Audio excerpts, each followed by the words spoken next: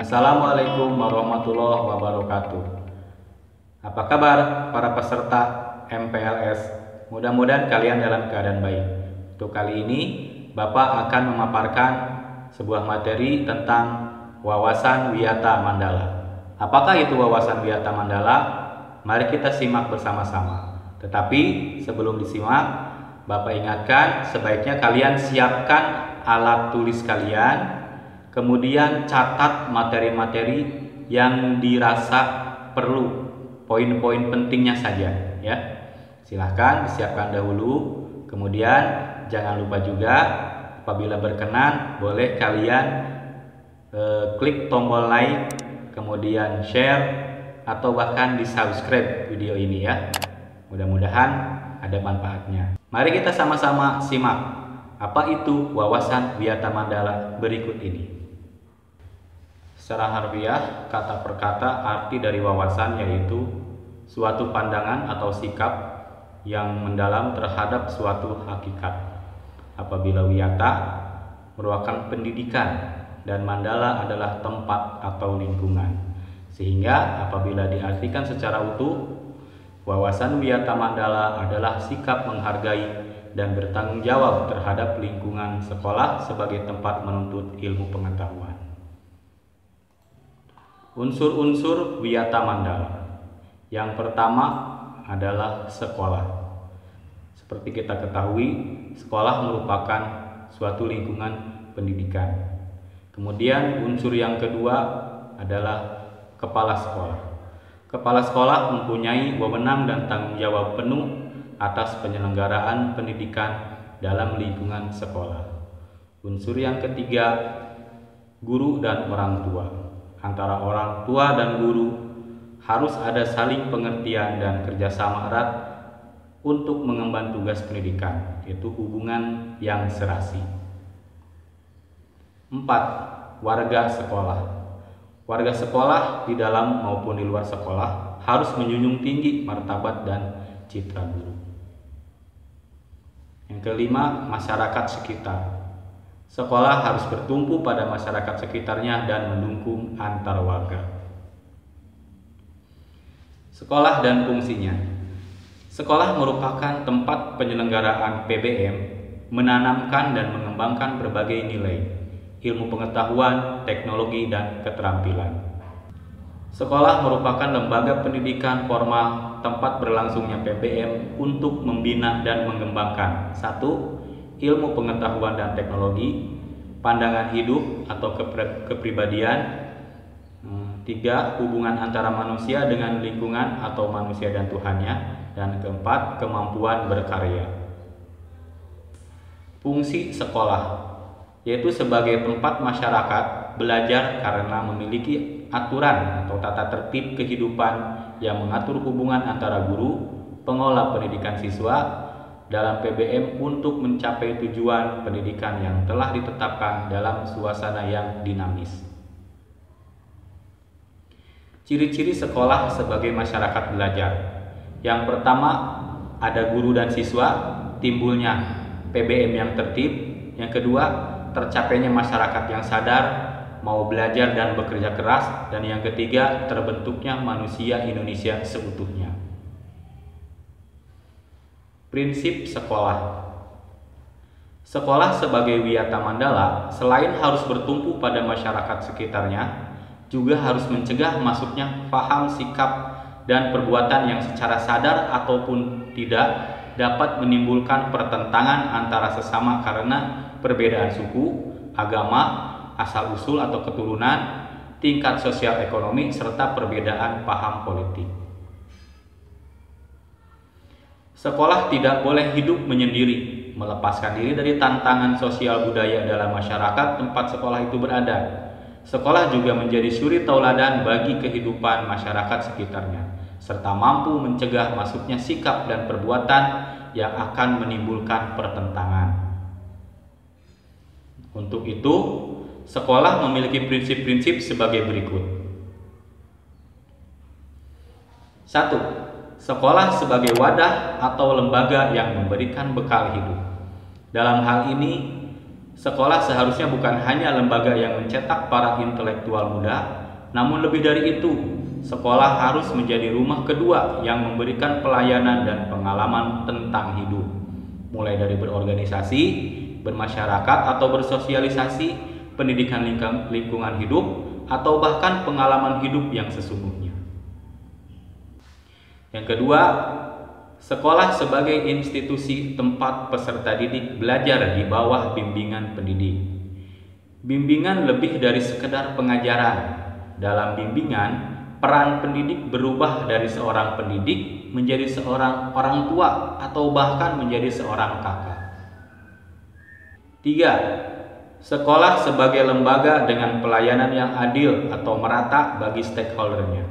Hal tersebut bisa berupa pemerataan kesempatan, mendapatkan transfer of knowledge maupun transfer of experience dengan tanpa membedakan baik dari segi kemampuan ekonomi, kemampuan intelijensia, dan juga kemampuan fisik. 4. Sekolah sebagai lembaga pengembangan bakat dan minat siswa.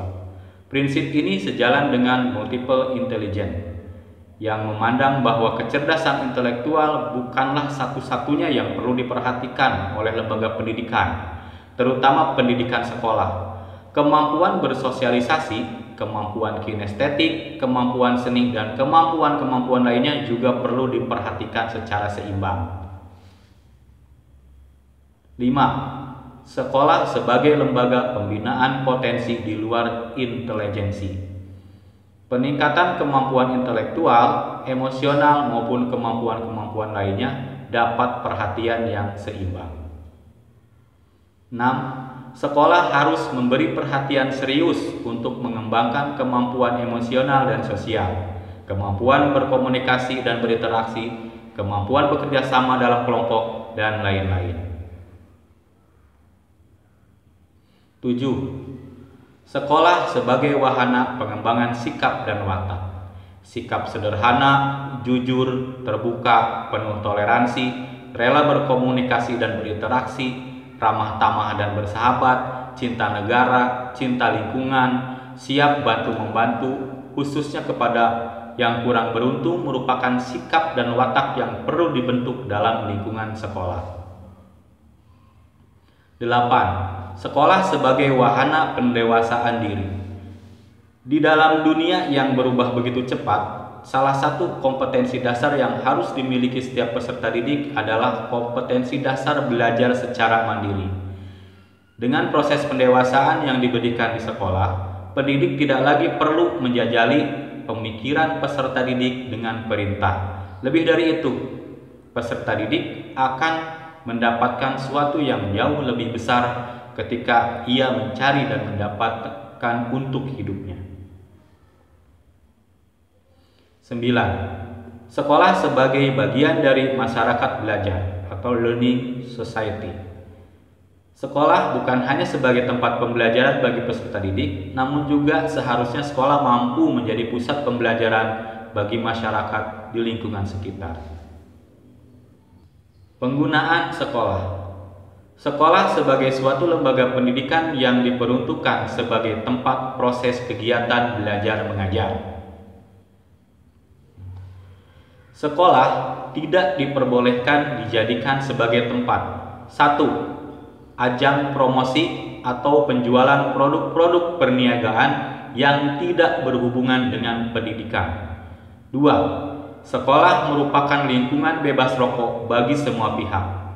3. Penyebaran aliran sesat atau penyebarluasan aliran agama tertentu yang bertentangan dengan undang-undang. 4. Propaganda politik atau kampanye. 5. Syuting film dan atau sinetron tanpa seizin pemerintah daerah. 6. Kegiatan-kegiatan yang dapat menimbulkan kerusakan, perpecahan, dan perselisihan sehingga menjadikan suasana sekolah tidak kondusif. Penataan Wiyata Mandala dalam upaya ketahanan sekolah. Ketahanan sekolah lebih menitik beratkan pada upaya-upaya yang bersifat preventif atau pencegahan. Untuk menjadi sekolah sesuai dengan tujuan dan fungsinya, perlu dilakukan penataan wiyata mandala di sekolah melalui langkah-langkah. 1. Meningkatkan koordinasi dan konsolidasi sesama warga sekolah untuk dapat mencegah sedini mungkin adanya kegiatan dan tindakan yang dapat mengganggu proses belajar mengajar. 2. Melaksanakan tata tertib sekolah secara konsisten dan berkelanjutan. 3. Melakukan koordinasi dengan komite sekolah dan pihak keamanan setempat untuk terselenggaranya ketahanan sekolah. 4. Mengadakan penyuluhan bagi orang tua dan siswa yang bermasalah.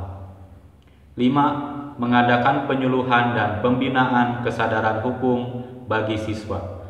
6. Pembinaan dan pengembangan keimanan, ketakwaan, etika bermoral Pancasila, kepribadian sopan santun dan berdisiplin. 7. Pengembangan logika para siswa, rajin belajar, gairah menulis, gemar membaca atau informasi atau penemuan para ahli. 8. Mengikut sertakan siswa dalam kegiatan ekstrakurikuler dan pengembangan diri. 9. Mengadakan karya wisata dalam rangka pengembangan iptek. Tugas, wewenang, dan tanggung jawab kepala sekolah dalam hal pelaksanaan wiyata mandala. Kepala sekolah sebagai pimpinan utama bertugas dan bertanggung jawab memimpin penyelenggaraan belajar mengajar serta membina pendidik dan tenaga kependidikan serta membina hubungan kerjasama dan peran serta masyarakat. Kepala sekolah dalam melaksanakan penataan wiyata mandala di sekolah dengan melaksanakan kegiatan-kegiatan berikut ini. 1. Melaksanakan program-program yang telah disusun bersama komite sekolah. 2. Menyelenggarakan musyawarah sekolah yang melibatkan pendidik, OSIS, komite sekolah, tokoh masyarakat, serta pihak keamanan setempat.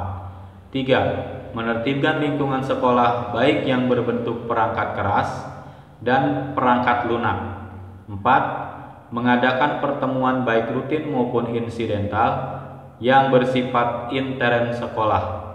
5. Menyelenggarakan kegiatan yang dapat menunjang ketahanan sekolah seperti PKS, pramuka, PMR, paskibraka, kesenian, dan sebagainya.